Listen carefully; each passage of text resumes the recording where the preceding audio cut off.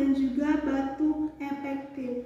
Baiklah, saya di sini akan mempraktekkan tentang relaksasi napas dalam. Pertama-tama kita menarik napas atau inspirasi dengan secara mendalam.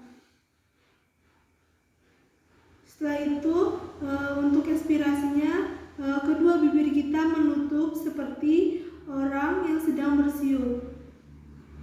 Seperti ini. Lakukan dengan cara perlahan. Ulangi lagi relaksasi napas dalam. Yang pertama, kita tarik napas secara mendalam terlebih dahulu. Lalu keluarkan atau hembuskan dengan cara perlahan-lahan.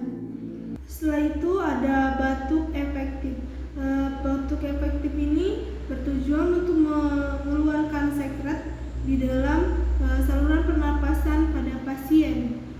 Adapun teknik dari batuk efektif yaitu dengan menggunakan pernapasan diafragma, ditahan beberapa detik, lalu hembuskan secara perlahan.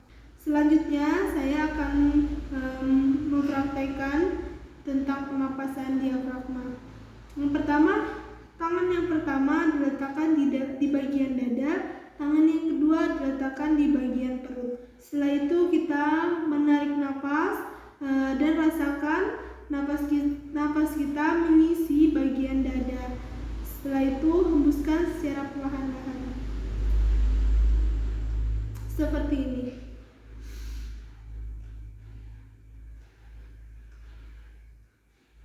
Setelah itu, pernapasan diafragma ini dilakukan 2 kali. Setelah itu baru kita meminta pasien untuk melakukan batuk dengan kuat. Baiklah, setelah itu kita membawa sekutu pot. Sekutu pot ini berisi cairan lisom ataupun cairan disinfektan lainnya.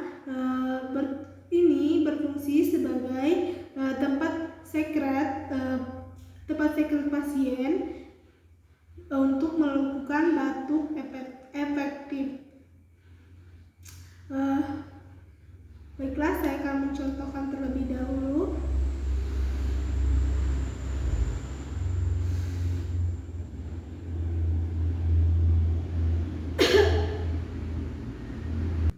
Sebaiknya batuk efektif dilakukan batuknya secara kuat agar sekret yang dihasilkan baik.